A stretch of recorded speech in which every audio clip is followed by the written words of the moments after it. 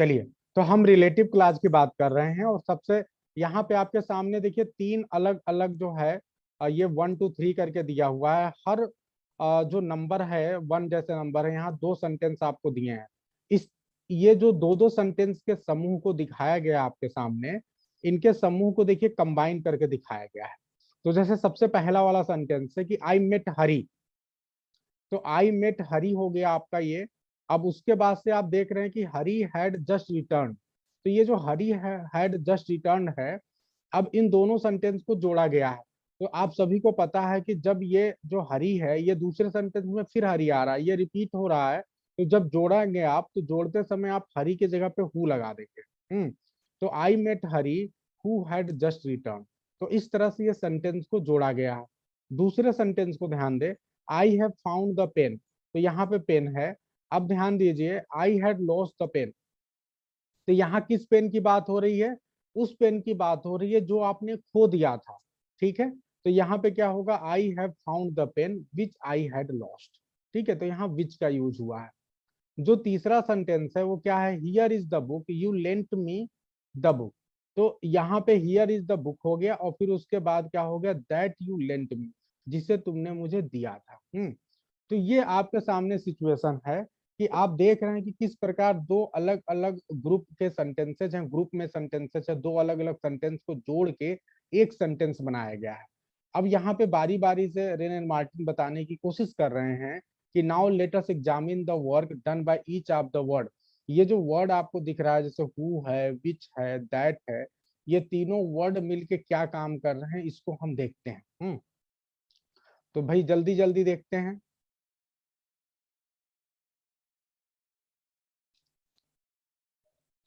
जो सबसे पहला देख रहे हैं कि जो हु वर्ड है ये किस लिए काम कर रहा है, is use instead of a noun. मैंने जैसा बताया ये नाउन के जगह पे आ रहा है, और नाउन की जगह, नाउन कौन है, हरी, हरी की जगह पे आ रहा है। ठीक है, तो इसलिए ये एक तरह से प्रोनाउन है। ठीक है, therefore does the work of a pronoun, तो ये इस तरह से प्रोनाउन का काम कर रहा है, क्योंकि आपको पता है कि जो वर्ड नाउन के स्थान पे आता है वो प्रोनाउन का काम करता है। ठीक है, तो हु यहाँ पे एक प्रोनाउन का काम कर रहा है और साथ ही साथ ये सेंटेंस को जोड़ भी रहा है। अभी बारी बारी इस चीजों को समझते हैं। तो पहली कंडीशन ये है। दूसरे कंडीशन में आपने देखा कि the word who joins or connect to statement. तो सबसे पहली चीज कि हु किसकी जगह पे आ रहा है, एक नाउन हरी की जगह पे आ रहा है, तो एक तो प्रोनाउन हो गया पहली कंडीशन। दूसरी कंडीशन है कि the word who joins or connect to statement. आप ये देख रहे हैं कि हु दो कनेक्ट स्टेटमेंट को कनेक्ट भी कर रहा है, तो इसलिए किसका काम कर रहा है, कंजंक्शन का काम कर रहा है। तो आपने देखा कि प्रोनाउन का भी काम किया, कंजंक्शन का भी काम किया। तीसरी कंडीशन क्या है जी, the word who therefore does double work, तो इसलिए आप कह सकते हैं कि जो हु है वो डबल वर्क कर रहा है। एक क्या है, एक तो प्रोनाउन का काम कर रहा है और दूसरा काम क्या कर रहा है, कंजंक्शन का कर रहा है। और इसीलिए आप इसको क्या बोल सकते हैं, इसको बोल सकते हैं कंजंक्टिव प्रोनाउन। क्योंकि कंजंक्शन का भी काम कर रहा है, प्रोनाउन का काम कर रहा है, तो ये कैसा प्रोनाउन होगा जी, कंजंक्टिव प्रोनाउन। अब आगे ध्यान दीजिए, it is however called a relative pronoun, और इसको हम रिलेटिव प्रोनाउन भी कहते हैं बिकॉज इट रिफर्स और relate to some noun going before which is called its antecedent. अब यहाँ एंटीसीडेंट का कॉन्सेप्ट भी समझ लो, बहुत अच्छे से समझना है। देखिए ये साफ तौर पे रेन एंड मार्टिन आपको एक्सप्लेन कर रहे हैं कि अगर हम सिर्फ पहले सेंटेंस को ध्यान दें, अब फिर से एक बार रुक के बहुत अच्छे से समझ लीजिए, सिर्फ एक एग्जांपल समझिए, सिर्फ इसी को हम समझते हैं अच्छे से कि ये जो दो सेंटेंसेज आपको दिख रहे हैं, दो स्टेटमेंट दिख रहे हैं, इन दोनों स्टेटमेंट को आप देख रहे हैं कि जोड़ दिया गया है। दोनों को जोड़ के एक स्टेटमेंट, एक सेंटेंस बना दिया गया है। और यहाँ पे जिस वर्ड के द्वारा जोड़ा गया है, जो कंजंक्शन का काम किया, वो है हु। चूंकि ये कंजंक्शन का भी काम कर रहा है और साथ ही साथ हम ये देख रहे हैं कि एक नाउन के स्थान पे आया है, तो ये प्रोनाउन हो गया। तो इसके पास जब कंजंक्शन और प्रोनाउन दोनों का काम हो गया। ठीक है, एक चीज हमने ये सीखा। दूसरी चीज आप क्या देख रहे हो कि ये जो हु वर्ड है ना, जब ये जब सेंटेंस कनेक्ट हो जाता है तो हु वर्ड वास्तव में ये किसको रिप्रेजेंट कर रहा है, जो इसके ठीक पहले आने वाला वर्ड है हरी, उसको रिप्रेजेंट कर रहा है, उससे रिलेट कर रहा है, उससे अपने संबंध को बता रहा है। और यही वजह है कि ये जो हु है ये रिलेटिव क्या कहलाएगा, रिलेटिव प्रोनाउन भी कहलाता है। क्या कहलाएगा, रिलेटिव प्रोनाउन, क्योंकि ये एक ऐसा प्रोनाउन है जो कि अपने पहले वाले जो वर्ड है उससे अपने संबंध को रिलेट करता है, तो इसीलिए रिलेटिव प्रोनाउन कहलाता है। और ठीक है, तो एकदम अच्छी तरह से क्लियर हो जाना चाहिए। और ये जो रिलेटिव प्रोनाउन है, इस रिलेटिव प्रोनाउन जो ये इसके पहले वाला वर्ड है जिससे ये अपने आप को रिलेट करता है, जो इसके ठीक पहले वाला वर्ड है उसी को हम बोलते हैं एंटीसीडेंट। क्या बोलते हैं जी, एंटीसीडेंट। तो ये ध्यान रखना। इतनी बात सबको क्लियर हुई कि नहीं, एंटीसीडेंट का कॉन्सेप्ट क्लियर हुआ, ये क्यों रिलेटिव प्रोनाउन है ये क्लियर हुआ। और रिलेटिव प्रोनाउन होने के लिए शर्त क्या है कि कोई भी वर्ड, कोई भी क्वेश्चन वर्ड रिलेटिव प्रोनाउन तभी होगा जब वो कंजंक्शन का भी काम करे, प्रोनाउन का भी काम करे।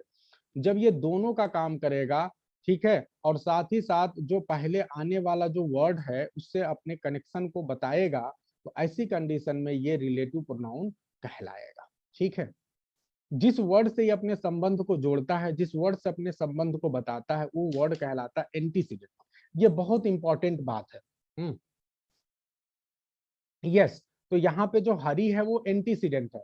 अब जितनी चीज मैंने बताई उसी के आधार पे मैं आपसे इन दो सेंटेंस की बात करना चाहूंगा, और मुझे जल्दी से बताइए कि ये जो दूसरे वाले सेंटेंस है, जैसे I have found the pen, I had lost the pen, तो अगर इन सेंटेंस को आप जोड़ रहे हैं तो दूसरे सेंटेंस देखिए यहाँ पे जोड़ के बताया गया है। तो आप सबसे पहले तो ये देखो, I have found the pen, तो ये पहला हो गया। अब इस वाले सेंटेंस को इससे जोड़ रहे हैं, तो जोड़ने का काम कौन कर रहा है, विच। तो विच यहाँ क्या हो गया, कंजंक्शन हो गया सबसे पहला काम, क्योंकि ये जोड़ रहा है तो कंजंक्शन हो गया। दूसरी बात ये है कि ये जोड़ रहा है और साथ ही साथ विच किसकी जगह पे आया हुआ है, किसकी जगह पे आया है, किसके लिए आया हुआ है, तो ये पेन के लिए आया हुआ है। किसके लिए आया हुआ है, पेन के लिए। तो जब ये पेन के लिए आया हुआ है तो इसका मतलब, चूंकि नाउन पेन क्या है, एक नाउन है, और नाउन के लिए जो आता है वो क्या कहलाता है, वो प्रोनाउन कहलाता है। नाउन के लिए आया हुआ है इसलिए क्या कहलाएगा, प्रोनाउन। ठीक है, तो कंजंक्शन भी है, प्रोनाउन है। और ये जो है विच है, ये अपने आप को रिलेट करता है, किससे, पेन से रिलेट कर रहा है, और इसीलिए क्या हो गया, ये रिलेटिव प्रोनाउन हो गया। ठीक है, और अगर मैं पूछूं कि एंटीसीडेंट क्या है, तो बिल्कुल रूबिया एकदम सही बता रही हैं, और भी कुछ लोग बता रहे हैं, यस ऊपर भी। तो यहाँ पे क्या हो गया, ये जो पेन है ये क्या हो गया, ये आपका हो गया आपका एंटीसीडेंट। तो I hope it is very clear. एक और एग्जांपल लेते हैं, सबसे लास्ट वाला। Here is the book you lent me the book. तो यहाँ पे ध्यान दें, here is the book that you lent me. तो सिंपल सी बात है, यहाँ पे दैट क्या हो गया जी, सिंपल सी बात है, दैट यहाँ पे दोनों काम कर रहा है, क्योंकि दैट बुक के लिए आया हुआ है। तो दैट यहाँ पे क्या है, प्रोनाउन भी है, कंजंक्शन भी है, यानी कंजंक्टिव प्रोनाउन बोल लीजिए, या फिर आप इसे सीधे सीधे क्या कह लीजिए जी, आप रिलेटिव प्रोनाउन बोल लीजिए। ठीक है, ध्यान रखना है। और अगर मैं पूछूं कि एंटीसीडेंट क्या है, तो एंटीसीडेंट यहाँ पे है द बुक। ठीक है, तो ये ध्यान देना। अब जल्दी से, मैंने थोड़ी देर पहले आप लोग को एक बात बताई है कि ये बताओ कि जो रिलेटिव प्रोनाउन है इसको एक नाम से और जानते हैं, तो कि स्मिता बार बार बताने की कोशिश कर रही है कि रिलेटिव प्रोनाउन को दूसरा किस नाम से जानते हैं, जल्दी से बताओ। Relative pronoun can be also called, और इसे क्या कहा जा सकता है। तो रिलेटिव प्रोनाउन को आप और क्या बोल सकते हैं जी, जल्दी से बताओ। Conjunctive pronoun. क्या बोल सकते हैं, कंजंक्टिव प्रोनाउन। ठीक है, कंजंक्टिव प्रोनाउन, अभी थोड़ी देर पहले मैंने बताया था। तो ये सभी को एकदम 100% क्लियर हो गया होगा। बताओ जी, इतना बेसिक कॉन्सेप्ट सभी को क्लियर हुआ, सभी को 100% क्लियर हुआ कि नहीं। अब मैं एक सेंटेंस बता रहा हूं और देखता हूं कौन बताएगा कि यहाँ पे कंजंक्टिव प्रोनाउन या रिलेटिव प्रोनाउन क्या है। इसको जो बता दिया तो समझ जाओ कि खूब बढ़िया समझ गया। टेल मी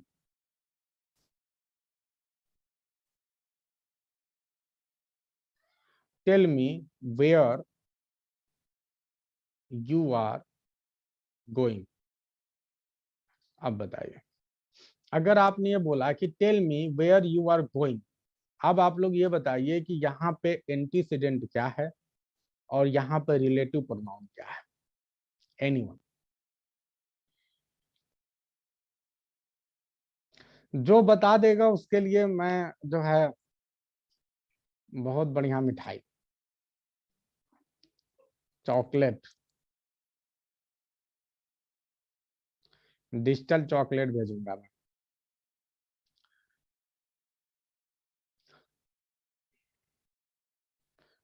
मुझे सिर्फ ये बताइए कि रिलेटिव प्रोनाउन क्या है और एंटीसीडेंट क्या है।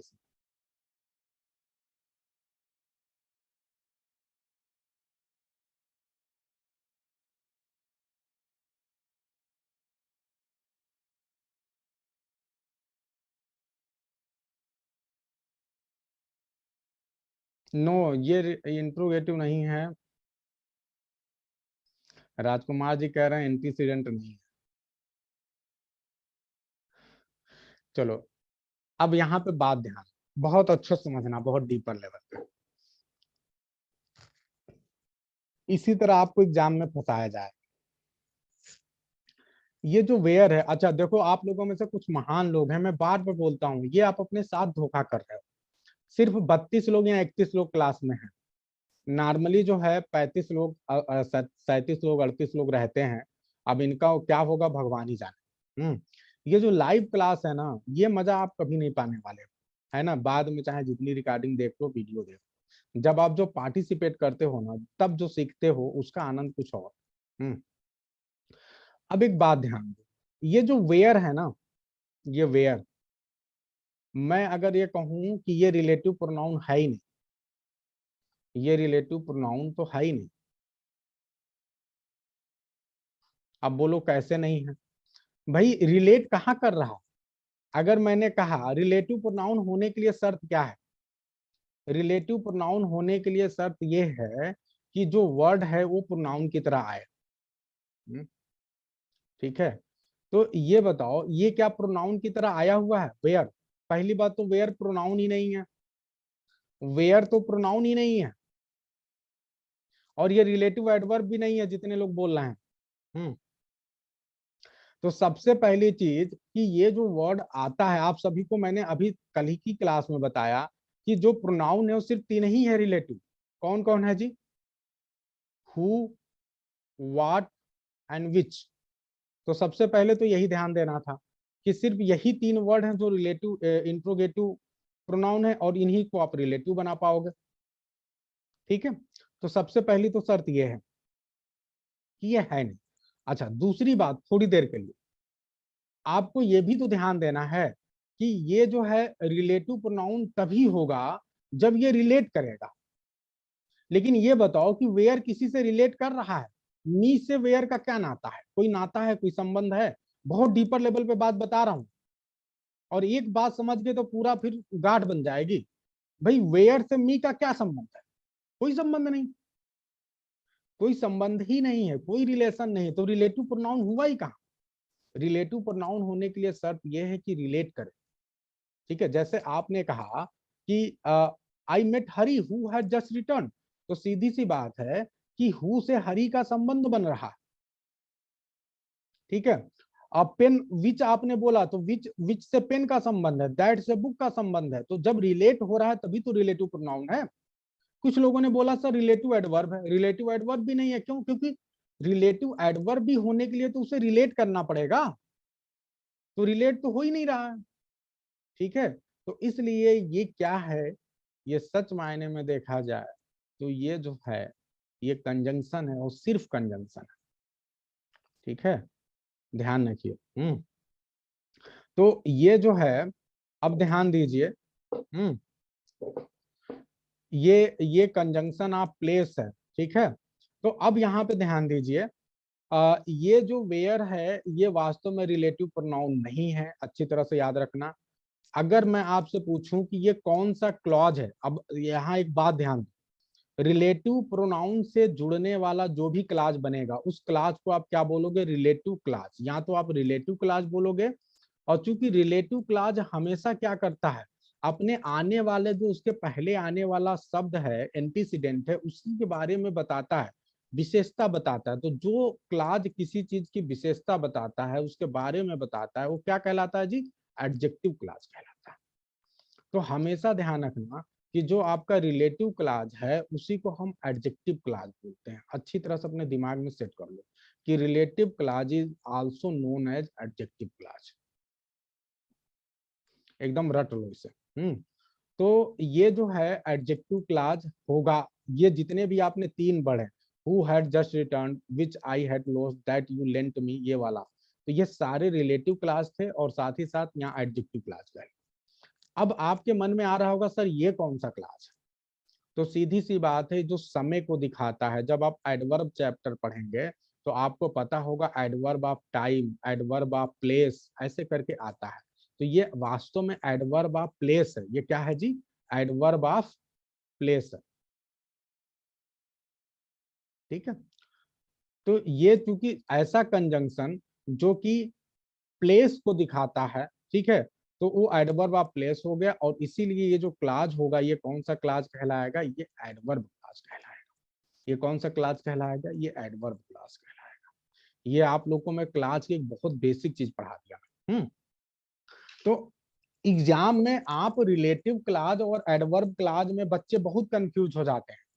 ठीक है, क्योंकि उनको समझ में नहीं आता हम करें क्या। अब ये बताओ, सबको एडवर्ब क्लाज क्लियर हुआ कि नहीं? यानी रिलेटिव अगर क्लाज है तो उसके लिए एक शर्त है कि वो उसका एक एंटीसीडेंट होना चाहिए। और जो एंटीसीडेंट है उसी को आगे वो मॉडिफाई करेगा, उसी को आगे और उसके बारे में इंफॉर्मेशन देगा। और यही वजह है कि उसे आप एडजेक्टिव क्लाज भी बोलते हो। अब आगे ध्यान कि अभी मैंने सतीश देसवाल जी का मैसेज देखा। सतीश देसवाल जी बहुत अच्छा समझ रहे हैं। अगर ये हो जाए कि tell me the place, tell me the place, ठीक है, where you are going, where you are going, अगर ये सेंटेंस में करो, tell me the place where you are going, तो ऐसी कंडीशन में अब ये जो है वेयर यू आर गोइंग, आप सभी को मैं बता दूं कि ये हो जाएगा रिलेटिव क्लाज। रिलेटिव क्लाज हो जाएगा। ये जो वेयर है यहाँ पे, यही वेयर थोड़ी देर पहले आपने देखा कि ये जो है एडवर्ब को दिखा रहा था। अभी ये जो वेयर है, ये अभी दिखा रहा है किसको? ये वेयर दिखा रहा है प्रोनाउन। ठीक है, अब ये प्रोनाउन नहीं है, सॉरी, ये इस समय जो है ये रिलेटिव एडवर्ब है। थोड़ी देर के लिए थोड़ा सा ध्यान दीजिएगा। एक्चुअली ये क्या कर रहा है, ये जो द प्लेस है ना, ये प्लेस के लिए आया हुआ है। ठीक है, तो ये क्योंकि ये रिलेटिव क्लाज है, बस अभी ये ध्यान दो, बस डीपर लेवल पे थोड़ा सा समझिए। एडवर्ब चैप्टर पे अभी हम नहीं जा रहे हैं, बस आपको सिर्फ इतना ही बता रहे हैं कि ये जो वेयर है इसका एंटीसीडेंट फिक्स है, द प्लेस है। और ये वेयर जो है ये अपने आप को द प्लेस से रिलेट कर पा रहा है, इसीलिए ऐसी कंडीशन में ये क्लाज जो है रिलेटिव क्लाज कहलाएगा। ये क्या कहलाएगा जी? ये रिलेटिव क्लाज कहलाएगा। बस यही चीज अपने दिमाग में आपको याद रखना है। ठीक है, और ऐसी यही एग्जाम में जब आपके लिए छाटने के लिए आता है कि ये बताइए कि ये कौन सा क्लॉज है, तो ये अगर कॉन्सेप्ट आपका क्लियर है तभी आप कर पाओगे। तो अच्छी तरह से ध्यान देना कि अगर कोई भी सेंटेंस में, कोई भी अगर सेंटेंस, अगर आपको वहां पे रिलेटिव क्लाज जानना है तो रिलेटिव क्लाज के लिए एक एंटीसीडेंट होना बहुत ज्यादा जरूरी है। एंटीसीडेंट होना बहुत जरूरी है, जिससे वो अपने संबंध को बताएगा। अगर एंटीसीडेंट नहीं है तो फिर वो रिलेटिव क्लाज नहीं। क्लियर? इतनी बात सभी को समझ में आ गई? 100% एंटीसीडेंट का कॉन्सेप्ट समझ में आ गया। और कब वो एडवर्ब क्लाज होगा और कब वो रिलेटिव क्लाज होगा, ये भी कॉन्सेप्ट आप सभी को समझ में आ गया। ठीक है जी, तो वही वेयर वर्ड है। यस नंदिनी, एकदम अच्छी तरह से अपने दिमाग में नोट कर लीजिए कि रिलेटिव क्लाज का मतलब है एडजेक्टिव क्लाज। ठीक है, रिलेटिव क्लाज का मतलब यहाँ हमेशा ध्यान रखना कि वो एडजेक्टिव क्लाज है। ठीक है, बस।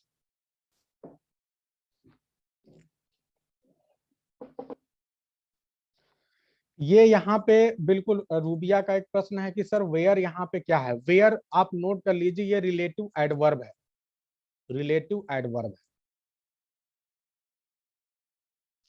हमेशा ध्यान रखना, आप लोग अपने दिमाग में हमेशा सेट कर लीजिए कि जो जो आपका रिलेटिव क्लाज होता है, रिलेटिव क्लाज, ठीक है, ये दो दो प्रकार के दो प्रकार के जो है मतलब उससे मिल के बनता है, कंजंक्शन से। दो प्रकार का, एक तो सबसे पहला ये होता है रिलेटिव प्रोनाउन, रिलेटिव प्रोनाउन, ठीक है, और दूसरा है रिलेटिव एडवर्ब। क्या है जी? रिलेटिव एडवर्ब, ठीक है, बस वही, तो कोई दिक्कत नहीं है। यहाँ पे वेयर क्या है? रिलेटिव एडवर्ब, ठीक है। और वहां पे क्या था, ये जो आपका पहले वाले कंडीशन में आप जैसे ये तीनों जगहों पे हु विच दैट देख रहे हैं, ये रिलेटिव प्रोनाउन, बस यही ध्यान देना है, ठीक है, बस इतना ही ध्यान रखिए। मैं बार बार बता रहा हूं क्योंकि ये रिलेट कर रहा है, चाहे वो रिलेटिव एडवर्ब है, ठीक है, लेकिन चूंकि जो पहले वाला नाउन आया है उसी के बारे में कोई एक्स्ट्रा जानकारी दी जा रही है। जब नाउन के बारे में कोई चीज मॉडिफाई की जाएगी, ठीक है, जब भी नाउन के बारे में कुछ और जानकारी दी जाएगी किसी भी वर्ड के द्वारा, ठीक है, क्लाज के द्वारा, तो वो क्लाज एडजेक्टिव क्लाज कहलाएगा, ठीक है। तो ये एडजेक्टिव क्लाज होगा, क्योंकि आपने बोला tell me the place where you are going, तो द प्लेस जो है ये नाउन है, और इस नाउन के बारे में ही where you are going clause बात कर रहा है, ठीक है। तो चूंकि इस नाउन के बारे में बात कर रहा है इसलिए ये एडजेक्टिव, ठीक है, क्लाज होगा, ठीक है। तो बिल्कुल भी मत कंफ्यूज होना, बहुत डीपर लेवल का कॉन्सेप्ट है। I hope it is very clear to everyone. बताइए सभी को क्लियर हुआ कि नहीं हुआ?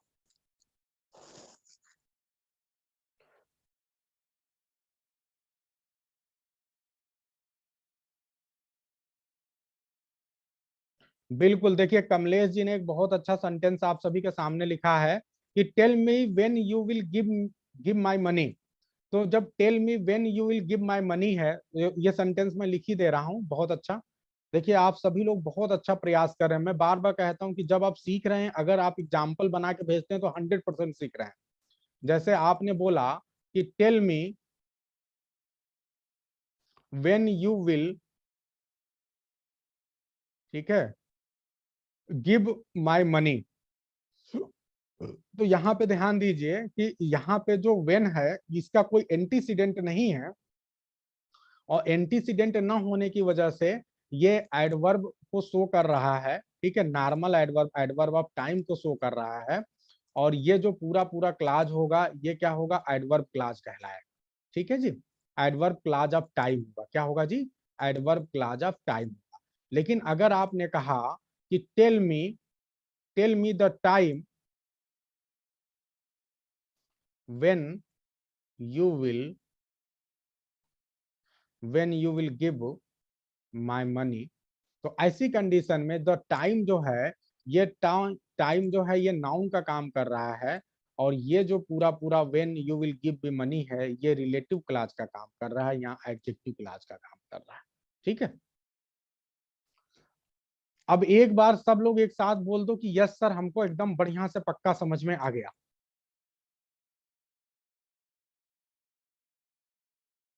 रिलेटिव प्रोनाउन और एडजेक्टिव क्लास एकदम सेम चीज है जी, कोई दिक्कत नहीं, ठीक है।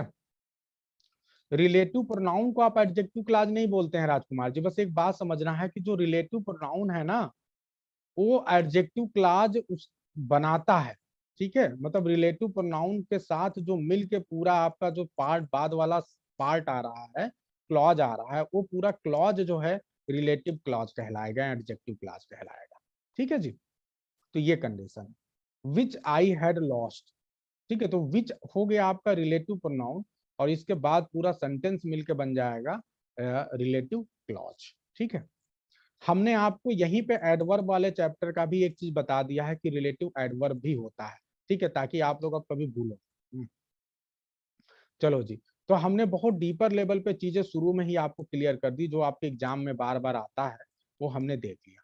अब जैसे ये कुछ चीजें हैं, this is the field where the finest potatoes grow, बहुत अच्छा, ये भी रिलेटिव क्लास का बहुत बढ़िया एग्जाम्पल है, क्योंकि दिस इज द फील्ड है, ठीक है। तो द फील्ड है यहाँ पे, ये एंटीसीडेंट होगा, ये रिलेटिव क्लास का एग्जाम्पल होगा। बहुत अच्छा संजय यादव जी, अब आप लोग बहुत अच्छा समझ रहे। एक काम करो, आगे बढ़े हम, उससे पहले हम आप सभी से ये चाह रहे हैं कि आप सभी एक रिलेटिव क्लास लिख के बता दो, एक रिलेटिव क्लास सभी लिख के दो, एक एडजेक्टिव क्लास सभी बनाओगे। जल्दी जल्दी आप लोग अपनी कॉपी में एक एक एडजेक्टिव क्लास बनाइए और जल्दी से मुझे भेजिए ग्रुप, जल्दी जल्दी, फास्ट फास्ट एकदम,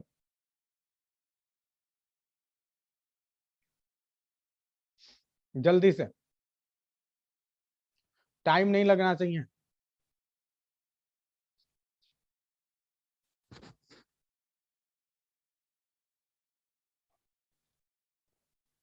अच्छा, जैसे आप लोग जो है विच वाला बनाइए। Yes, tell me the book which you were reading. बहुत अच्छा जी। I make a painting which is beautiful. बिल्कुल। This is the place where Nehru was born. बिल्कुल सही है Rajkumar ji. Chanchal, tell me when exam will start. Tell me the date. अरे वाह, चंचल ने दोनों बना दिया, एक एडवर्ब क्लाज है, दूसरा रिलेटिव क्लाज। एकदम सही है Chanchal. Satish Deswal, this is the boy who help me there. बिल्कुल सही है Satish ji. Deepak Sharma, that is the bag which I gave you yesterday. बिल्कुल सही है। The boy who came here is my friend. Preeti Shukla, आपका मैंने देखा ही नहीं, एक minute. Suggest us which way to go. Suggest, this is the cup which I broke. एकदम सही है जी। Smita, okay. It is I who taught you English. ठीक है। This is the marker which I bought yesterday. एकदम सही है प्रीति, एकदम सही है, एकदम करेक्ट, 100%। देखिए अभी आप लोग सब सही बना रहे हैं। This is the garden where, where is beautiful. थोड़ा सा सेंटेंस आप सही जा रही हो हेमलता, बस थोड़ा सा सेंटेंस स्ट्रक्चर पे काम करिए। This is the boy who wounded himself yesterday. बिल्कुल सही है Rajkumar ji. Preeti Nagar, I have a car which I purchased last year. Okay okay. Can you tell me the reason why you did not come to attend the class yesterday. Yes, एकदम सही है संजय जी।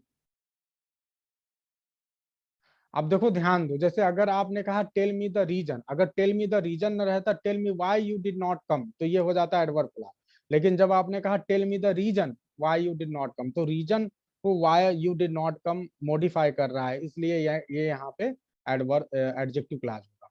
Give me the pen, give me the pen which I give you. Lalita ji, Nandini, I found a pen that I have lost. बिल्कुल सही है Nandini. Neetu, tell me when you will come. Okay ठीक है जी। अब ये दिस देखिए, this is the girl that I met yesterday. ठीक है नीतू मिश्रा, सही। Aarti, I went to the village where I was born. एकदम सही आरती। अनीता बन, this is the book I read today. Vinita, मैं थोड़ा जल्दी पढ़ रहा हूँ। I found the pen which was lost. Okay सही है रूबिया। अच्छा रूबिया का अब है, the boy who came here is a player. ठीक है, एकदम सही है रूबिया। विनीता का सही है, पहले जो मैंने पढ़ा था। सतीश जी का, this is the reason why the reader punished us. ठीक है, एकदम सही है Satish ji. Anupama Pandey, this is the platform where we get real guidance with knowledge. अरे वाह, क्या बात है अनुपमा पांडे जी, एकदम सही है। रिलेटिव क्लास का अच्छा एग्जाम्पल है।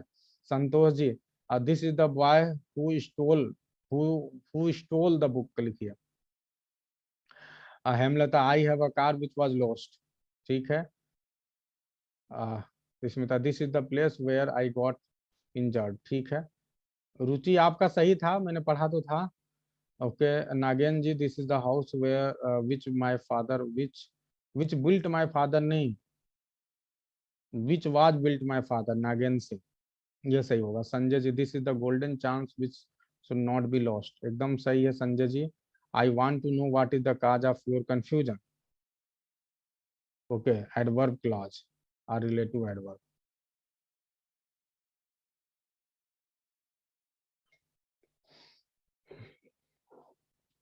अच्छा Smita ji, these are the student who deserve punishment.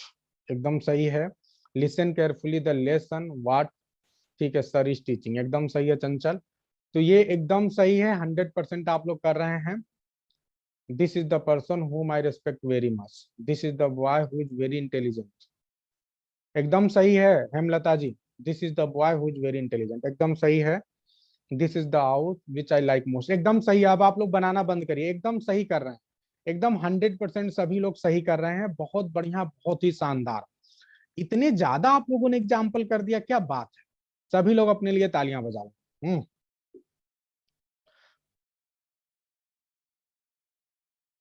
Satish Deswal ji, we have a great teacher who always tells us right thing. बिल्कुल सही है, एकदम सही बनाया आपने। अच्छा मेरे लिए लिखा है। ठीक है, this is the book which I read wholeheartedly. ठीक है, एकदम सही है, सभी लोगों ने एकदम सही किया।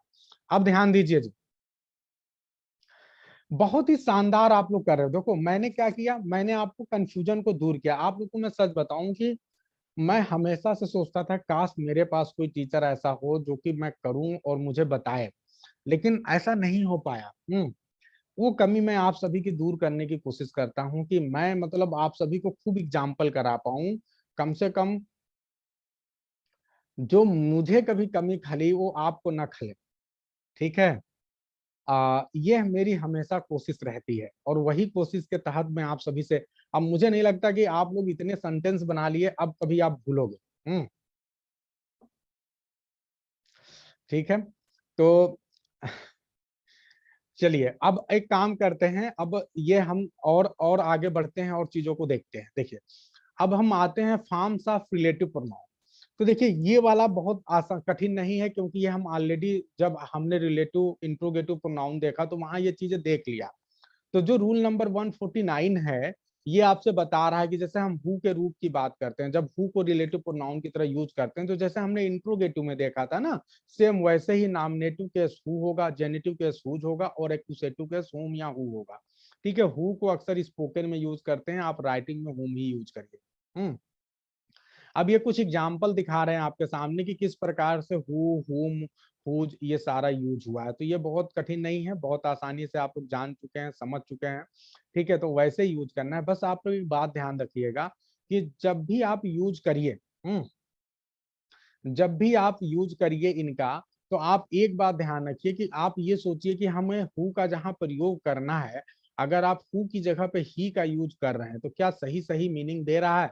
अगर आप हुम जहां यूज कर रहे हैं तो हुम की जगह पे आप हिम का यूज करके देखिए। अगर आपको वहां पे हिम सही लगे तो समझ जाओ हुम सही है, अगर आपको ही सही लगे तो समझ जाओ हु सही है, और अगर आपको हिज सही लगे तो आप समझ जाओ कि हुज सही है। बस यही चीज अपने दिमाग में कॉन्सेप्ट रखना है और इसी के तहत आपको चीजें समझना है कि यहाँ पे हम हु का प्रयोग करें कि हुज का प्रयोग करें या हुम का करें। और सबसे बड़ी चीज ये है कि जब भी आप सेंटेंसेज को जोड़ते हैं तो आप ये ध्यान दीजिए कि आप पजेसिव केस वाले को जोड़ रहे हैं कि ऑब्जेक्टिव केस वाले को जोड़ रहे हैं। जहां जिसको जोड़ेंगे उस हिसाब से बनेगा। तो इसमें बिल्कुल परेशान होने की जरूरत नहीं है, क्योंकि ये ऑलरेडी सेंटेंसेस दिए हुए हैं। तो आप इसमें अच्छे से नहीं, जब आप बनाएंगे तो खुद समझ जाएंगे, और अभी आप लोग बना ही रहे हैं, है ना। चलिए तो ये आपने तीनों केसेज आप देख रहे हैं कि किस प्रकार से यहाँ पे पहले वाले सेंटेंस में नॉमिनेटिव केस में आया है, दूसरे वाले में आप देख रहे हैं कि पजेसिव केस में आया है यानी जेनेटिव केस, और तीसरे वाले में ऑब्जेक्टिव केस में। तो ऐसे ये तीन और एग्जाम्पल दिए हुए हैं, तो इसमें कोई दिक्कत नहीं है। बस एक चीज आपको ये ध्यान देना है कि ये जो फॉर्म्स हैं जैसे हु, हुज, हुम, तो ये सिंगुलर प्लूरल दोनों में एक ही होते हैं। कोई आइडेंटिफिकेशन नहीं है कि ये कब सिंगुलर होगा कब प्लूरल होगा।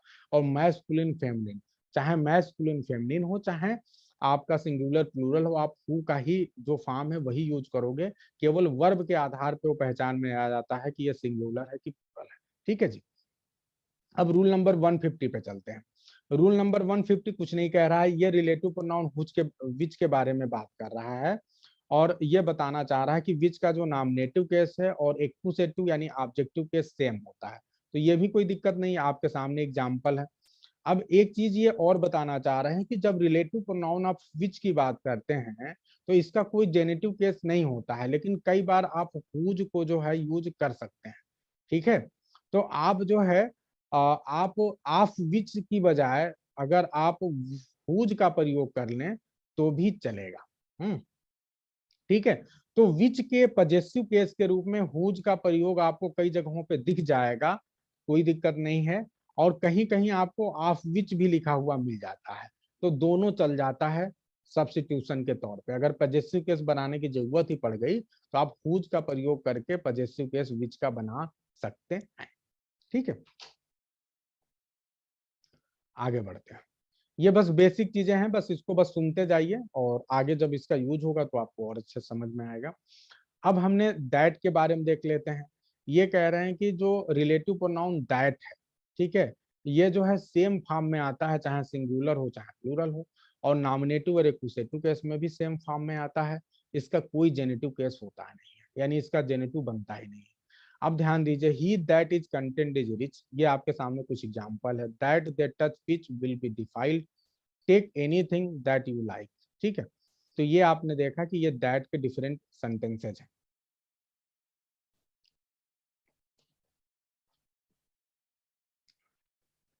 देखिए विच का प्रयोग हमेशा जो है नॉन लिविंग बीइंग के लिए स्मिता होता है, अच्छी तरह से दिमाग में बैठा लीजिए, और हु का प्रयोग लिविंग बीइंग के लिए होता है। ठीक है, लेकिन ये कह रहे हैं कि जब पजेसिव केस चूंकि विच का होता ही नहीं, विच का पजेसिव केस नहीं होता है, तो कभी कभी आप जो है अगर पजेसिव केस वहां बनाने की कोशिश करना है, किसी नॉन लिविंग बीइंग के लिए संदर्भ में आ रहा है, ठीक है, तो आप वूज का प्रयोग कर सकते हैं। ठीक है, ऐसा आपको कई जगह पे दिख जाएगा, तो आपको बिल्कुल परेशान नहीं होना है, इसका भी यूज किया जाता है, बस यही बताने की कोशिश की जा रही है। ठीक है, तो विच का पजेसिव केस कहीं कहीं आपको हुज दिख जाएगा, पहली चीज। दूसरी बात, कई जगहों पे ऑफ विच भी देखने को मिलता है, बस। तो इसमें कोई दिक्कत नहीं है, बस यही बात ये कहना चाह रहा है। जैसे आप आपके सामने चलो एक एग्जांपल दो, जैसे a triangle whose three sides are equal is called an equilateral triangle. तो अब बताओ ट्राइंगल क्या लिविंग बीइंग है? नहीं है। तो अब ट्राइंगल के लिए आपको बताना है कि ट्राइंगल जिसके तीन साइड्स इक्वल हो। ठीक है, तो आप ये भी लिख सकते हैं द ट्राइंगल ऑफ विच, तो आप विच भी कर सकते हैं और यहाँ पे हुज भी कर सकते हैं, तो दोनों कंडीशन चलेगा। तो अगर मजबूरी में आपको पजेसिव केस बनाना भी पड़े किसी ऐसी चीज का जो नॉन लिविंग बीइंग है या कोई आइडिया है, तो ऐसी कंडीशन में ऑफ विच या हुज भी दोनों चलेगा। ठीक है जी, चलो, तो ये हमने देख लिया। अब हम आगे बढ़ते हैं, रूल नंबर 152 क्या कह रहा है। अब ये वाट के बारे में बात कर रहा है कि जो वाट है ये यूज होता है केवल सिंगुलर में। अब ध्यान देना, अब एक एक बहुत बड़ी चीज कि अगर मैं आपसे ये पूछूं कि ये बताओ दैट, ठीक है, दैट हो गया जैसे, या फिर हो गया विच, और फिर उसके बाद हो गया वाट, और उसके बाद हो गया हु। तो अगर मैं ये बताऊं, ये आपसे पूछूं कि ये बताओ कि अगर आपको इनमें से, ठीक है, कौन ऐसा है जो केवल सिंगुलर की तरह यूज होता है? ठीक है, विच ऑफ द, ठीक है, pronoun is used only as singular. तो केवल एक ही प्रोनाउन है वाट जो कि सिंगुलर की तरह यूज होता है। बाकी ये जितने भी हैं दैट विच हु, ये तीनों सिंगुलर और प्लूरल दोनों की तरह यूज होते हैं। यही मैं आपको पढ़ पढ़ के बार बार बता रहा हूँ। तो अच्छी तरह से याद रखना कि that which who singular plural दोनों हो सकते हैं, लेकिन वाट केवल सिंगुलर होता है। क्लियर है सभी को? 100% बताओ जी, मन से बताओ, सबको क्लियर है एकदम 100%? तो ये याद रखना है। तो अब जैसे देखिए वाट के बाद आप कभी भी वाट के बाद हैव का प्रयोग आप नहीं देखेंगे। वाट के बाद कभी भी हैव का प्रयोग आपको नहीं आएगा। ठीक है, वाट के बाद कभी भी आर का यूज नहीं आएगा, क्योंकि वाट हमेशा सिंगुलर माना जाएगा। तो ये अपने साथ जो वर्ब लेगा या जो आपके साथ ये अपने साथ हेल्पिंग वर्ब लेगा, वो हमेशा क्या होगा? सिंगुलर। ठीक है, तो ये एकदम क्लियर होनी चाहिए सभी को। ठीक है, तो ये आपने देखा 152 तक। ठीक है, तो ये इतनी बातें ध्यान रखिए। टाइम थोड़ा सा तेजी से बीतता जाता है, अब क्या किया जाए, है ना। अब इसके बाद से जो है आपको जो दैट का यूज है वो समझ लीजिए। दैट के कुछ यूज हैं वो बहुत ज्यादा इंपॉर्टेंट है। जैसे आपको वाट का यूज मैं पहले बता चुका हूँ, हु का यूज आप पढ़ चुके हैं। ठीक है, जो है विच का यूज पढ़ चुके हैं, लेकिन दैट का यूज नहीं पढ़े हैं। तो दैट का यूज बहुत ही इंपॉर्टेंट है, जो आप सभी को जानना चाहिए। तो यूज ऑफ रिलेटिव प्रोनाउंस में हम दैट के यूज को पढ़ने वाले हैं। ठीक है, तो सबसे पहले ध्यान दीजिए, ये सबसे पहले अभी तो कुछ और भी बताना है कि 153 में as a general rule who is used for persons only, it may refer to singular या प्लूरल नाउन। ये हम पहले ही देख चुके हैं कि हु का प्रयोग जो है आप लिविंग बीइंग के लिए करेंगे, और ये सिंगुलर प्लूरल दोनों हो सकता है। तो रूल नंबर 153 एकदम हो गया। अब हम आगे बढ़ते हैं। ठीक है, और रूल नंबर 154 पे चलते हैं। रूल नंबर 154 क्या कहता है कि which is used for things without life. जो विच है वो ऐसी चीजों के लिए यूज होता है जो बिना लाइफ की थिंग हो, यानी एनिमेट थिंग के बाद एनिमेट थिंग्स जो है उनके लिए, इन एनिमेट थिंग के लिए, और एनिमल के लिए विच का प्रयोग करते हैं। ठीक है, और ये भी सिंगुलर या प्लूरल हो सकता है। तो ये भी हमने देख लिया, इसमें कोई इशू की बात नहीं है। ठीक है, अब एक बात यहाँ पे ये कह रहे हैं,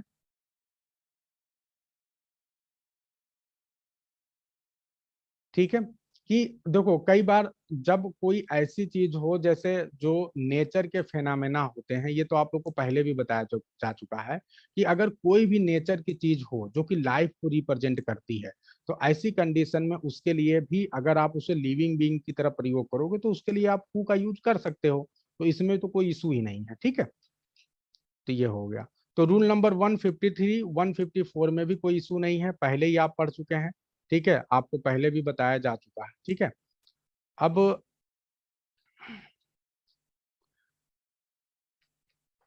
अब एक बात ध्यान दीजिए कि विच का प्रयोग करते समय जो है थोड़ा सा यहाँ पे ध्यान दीजिए, दो आपके सामने एग्जाम्पल है। जैसे ये कह रहा है कि which was some time formerly used to refer to person as, ठीक है। विच का प्रयोग जो है पहले पहले कभी जो है हम पर्सन के लिए करते थे, यानी लिविंग बीइंग के लिए करते थे, लेकिन ध्यान रखना फॉर्मली यूज टू यानी पहले यूज होता था लेकिन अब यूज नहीं होता, तो ये रूल हमारे काम का नहीं है, ठीक है। तो ये आप लोग अपनी कॉपी में ऐसे कट कर दीजिए क्योंकि ये आपके काम का नहीं है, पहले यूज होता था लेकिन अब यूज नहीं होता है। तो ये एक इंपॉर्टेंट बात है, ध्यान रखना कि विच का प्रयोग हमेशा जो है नॉन लिविंग के लिए आपको करना है। किसके लिए जी? नॉन लिविंग के लिए करना है, ठीक है। अब आगे ध्यान दें, नॉन लिविंग या एनिमल के लिए।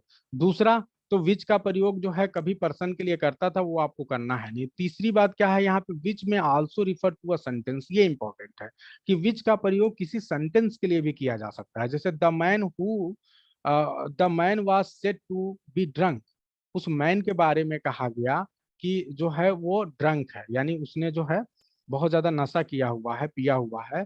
Which was not the case, और ये विच जो है इस पूरे स्टेटमेंट को बता रहा है कि जो ये कहा गया कि वो ड्रंक किया हुआ है, ये वास्तव में ये वो मामला नहीं है।